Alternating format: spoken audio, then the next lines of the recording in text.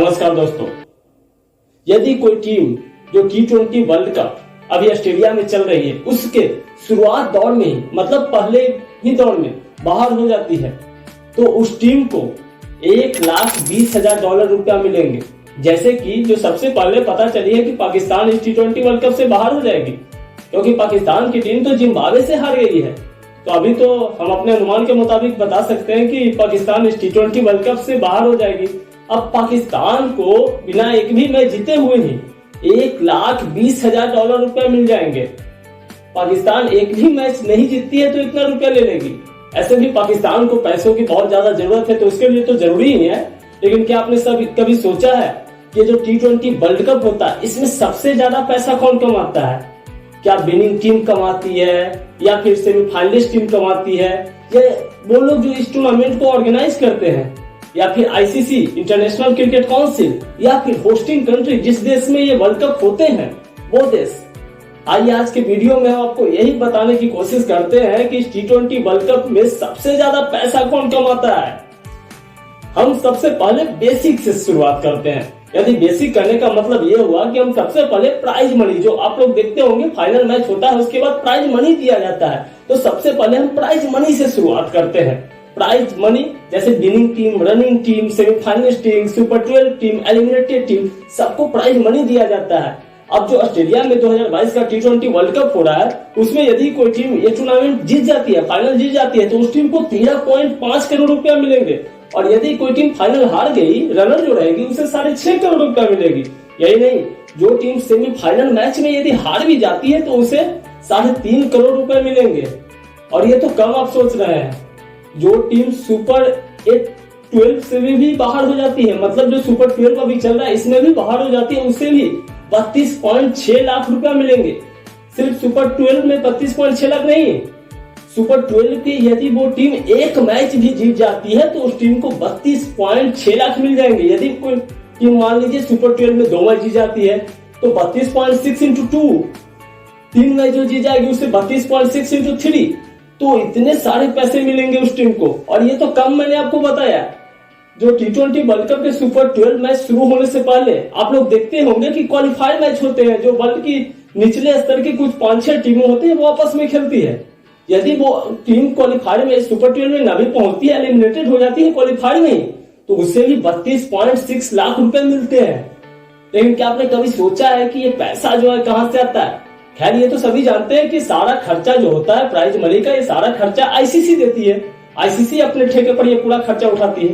लेकिन क्या आपने कभी सोचा है कि आईसीसी के पास इतना सारा पैसा कहां से आता है?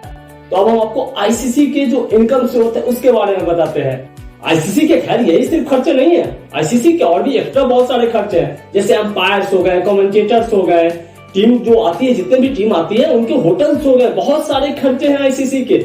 लेकिन अंपायर्स का भी अलग अलग पैनल होता है, अंपायर के भी 3 पैनल होते हैं, कमेंटेटर के भी 3 पैनल होकर सबकी सैलरी जो है अलग अलग धरी जाती है, और ये सारा खर्चा आईसीसी देती है। और अब हम आपको बता रहे हैं कि आईसीसी के पास आखिर इतना सारा पैसा आता कहां से है, आईसीसी को क्या फायदा होता है ये T20 वर्ल्ड कप से या फिर 50 ओवर वर्ल्ड कप जो आप देखते हैं उससे।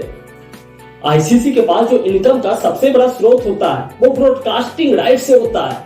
मतलब कि ये हुआ कि आप भारत में जो है स्टार स्पोर्ट्स चैनल पर T20 वर्ल्ड कप के सारे मैचेस देख रहे हैं, तो भारत में star sports T20 world cup के सारे मैचेस को दिखाने के लिए आईसीसी को पैसा देता है। आईसीसी और स्टार स्पोर्ट्स में 3 साल का करार है, 2021 से लेकर 23 तक, जिसके लिए स्टार स्पोर्ट्स ने आईसीसी को 14,000 करोड़ रुपए का भुगतान किया है।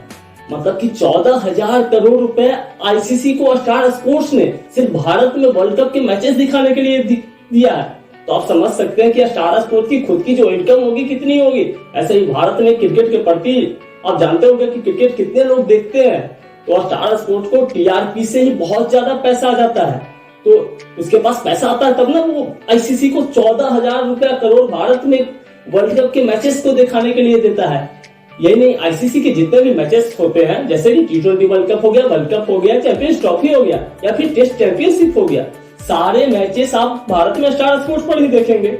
और उन सबको मिलाकर स्टार स्पोर्ट्स ने इतना सारा पैसा आईसीसी को दिया है।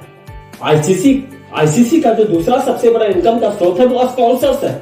स्पॉन्सर्स मतलब कि स्पॉन्सर्स जो कंपनियां होती है, बड़ी बड़ी कंपनियां, वो आईसीसी को स्पॉन्सर्स करती है अपने प्रचार को दिखाने के लिए, अपने एड्स को दिखाने के लिए, और उसके लिए आईसीसी को ये कंपनियां पैसा देती है। अब स्पॉन्सर्स भी आईसीसी के पास ऐसे ही एक दो नहीं जाते, स्पॉन्सर्स भी 3-4 प्रकार के होते हैं। जैसे कि कोई ग्लोबल पार्टनर हो जाता है, कोई टीवी राइट्स हो जाता है, कोई अडिंगा स्पॉन्सर्स हो जाता है, बहुत ही अलग अलग तरह के स्पॉन्सर चलते हैं। अब ये स्पॉन्सर्स कंपनियां आईसीसी को कितने रुपए देती है ये तो अभी तक पब्लिकली कभी शेयर नहीं किया गया है, लेकिन एक अनुमान के मुताबिक बताया जाता है कि ये स्पॉन्सर्स कंपनियां आईसीसी को 12 से 15 हजार करोड़ रुपया देती है सिर्फ स्पॉन्सर के लिए, सिर्फ अपने प्रचार के लिए। और ऐसे इनडायरेक्टली बात की जाए तो इनडायरेक्टली भी बहुत सारे ऐसी चीजें हैं जो पब्लिकली कभी शेयर नहीं किया जाता है, जिससे आईसीसी की इनकम होती है। तो ये तो आप समझ गए कि आईसीसी का इनकम कहां से होता है। आईसीसी का इनकम होता है ब्रॉडकास्टिंग से, स्पॉन्सर से, और भी बहुत सारे इनडायरेक्टली चीजें हैं जो पब्लिकली शेयर कभी नहीं किया जाता उससे। तो आईसीसी के पास बहुत सारा इनकम होता है, उसी से ये T20 वर्ल्ड कप ऑर्गेनाइज करते हैं और बहुत मोटा मोटा रकम देते हैं विनिंग प्राइज, रनिंग प्राइज टीमों को, जो भी टीम खेलने आती है। अब हम जान लेते हैं कि सबसे बड़ा जो मुद्दा यहाँ पर ये उठता है कि जो होस्टिंग कंट्री होती है, जिस देश में ये वर्ल्ड कप होते हैं, उस देश को इससे क्या फायदा होता है। यदि कुछ फायदा नहीं होगा तो वो वर्ल्ड कप क्यों कराएगा। तो उस देश को तो कुछ ना कुछ तो प्रॉफिट होना चाहिए। तो हम जान लेते हैं कि उस देश को इस T20 वर्ल्ड कप से प्रॉफिट क्या होता है। जैसे कि ऑस्ट्रेलिया में 2022 में भी T20 वर्ल्ड कप चल रहे हैं, तो ऑस्ट्रेलिया को ये T20 वर्ल्ड कप से क्या प्रॉफिट होंगे। अब होस्टिंग कंट्री का जो सबसे बड़ा इनकम का स्रोत रहता है वो टूरिज्म रहता है, क्योंकि T20 वर्ल्ड कप में आप देखते होंगे कि बहुत सारे देश, जैसे कि सुपर 12 में ही 12 देश हो गए, पीछे जो क्वालिफाई राउंड में 8 टीम थे, तो 20 देश तो ऐसे ही हो गए। तो 20 देश के लोग कम से कम तो वहां जाते हैं, और अनेकों देश के लोग आते हैं वहां, मैच देखने के लिए जाते हैं, घूमने के लिए जाते हैं, ठहरने के लिए जाते हैं। तो उस देश से उस देश में टूरिज्म बढ़ता है, एक शॉर्ट टर्म आप रोजगार जनरेट हो जाता है, 2 महीने 4 महीने के लिए एक शॉर्ट टर्म रोजगार जनरेट हो जाता है। तो और यही नहीं, उस देश की टूरिज्म से इतना ज्यादा प्रॉफिट होता है कि यदि किसी देश की इकोनॉमी यहाँ पर है तो यहाँ पर पहुंच जाती है। वर्ल्ड कप के समय यदि मान लीजिए ऑस्ट्रेलिया का इकोनॉमी आप यहाँ पर देख रहे हैं, तो वर्ल्ड कप के बाद आप देखिएगा कि ऑस्ट्रेलिया का इकोनॉमी यहाँ पर पहुंच जाता है। और यही नहीं, देश के जितने भी बड़े बड़े होटल्स होते हैं, 5 स्टार होटल होते हैं, सभी बुक हो जाते हैं। देश की इकोनॉमी और जीडीपी बढ़ जाती है एकाएक। यही नहीं, यदि कोई देश वर्ल्ड कप को सक्सेसफुली होस्ट कर लेती है तो उस देश में जो है रोजगार बढ़ जाते हैं, बड़ी बड़ी कंपनियां जो है उस देश में इन्वेस्ट करने लगती है। यदि एग्जांपल के तौर पर हम देखें तो 2007 का जो T20 वर्ल्ड कप हुआ था वो साउथ अफ्रीका में हुआ था।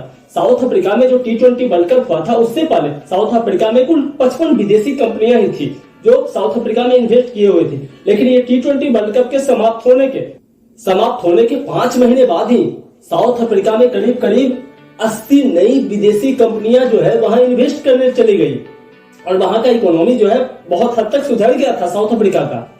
तो यदि कोई भी देश, बड़े देश जो है, यदि आईसीसी के कोई भी बड़े टूर्नामेंट्स को होस्ट करती है तो उस देश को बहुत ही ज्यादा प्रॉफिट होती है।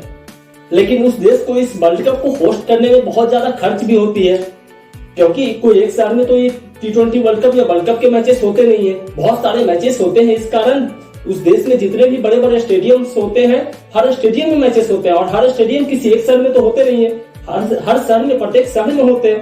तो प्रत्येक शहर में जो है इंफ्रास्ट्रक्चर स्टेडियम का बदलना पड़ता है। जो सड़कें होती है, जहाँ जहाँ स्टेडियम होते हैं वहां सड़कें सुधारने पड़ते हैं, सड़कों को साफ सुथरा करना पड़ता है, और भी बहुत सारे खर्चे होते हैं। यही नहीं, आईसीसी को जो है होस्ट करने के लिए, वर्ल्ड कप जैसे टूर्नामेंट को होस्ट करने के लिए बहुत टैक्स जो है देना पड़ता है। एक अनुमान के मुताबिक बताए तो जो पिछले साल T20 वर्ल्ड कप हुआ था यूएई में, उसमें यूएई सरकार को जो है 250 करोड़ रुपए का टैक्स देना पड़ा था। लेकिन जो पिछला साल T20 वर्ल्ड कप हुआ था 2021 का, वो असल में भारत में होना था, लेकिन भारत की सरकार जो है अनुमति नहीं दी थी। इसके कारण वो वर्ल्ड कप यूएई में हुआ था।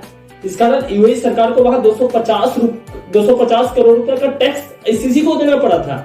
लेकिन इससे होस्टिंग देश को कोई ज्यादा प्रभाव नहीं पड़ता है, क्योंकि उस देश को जो है टूरिज्म से ही इतना ज्यादा इनकम हो जाता है कि उस देश पर कोई उतना बड़ा प्रभाव नहीं पड़ता, उससे बहुत ही ज्यादा इनकम ही उल्टा होता है। उस जिस देश में ये T20 वर्ल्ड कप, ये वर्ल्ड कप के मैचेस होते हैं, उस देश के जो है कुछ ऐसे शहरे भी होते हैं जो पूरी दुनिया नहीं जानती है, लेकिन ये वर्ल्ड कप होने के बाद उस देश की पूरे शहरों को पूरी दुनिया जान जाती है, उन शहरों के नाम जान जाती है। तो ये T20 वर्ल्ड कप का बिजनेस मॉडल आप जरूर समझ गए होंगे, और यदि आप समझ गए तो प्लीज चैनल को एक सब्सक्राइब जरूर कर लीजिएगा, वीडियो को लाइक करिएगा, शेयर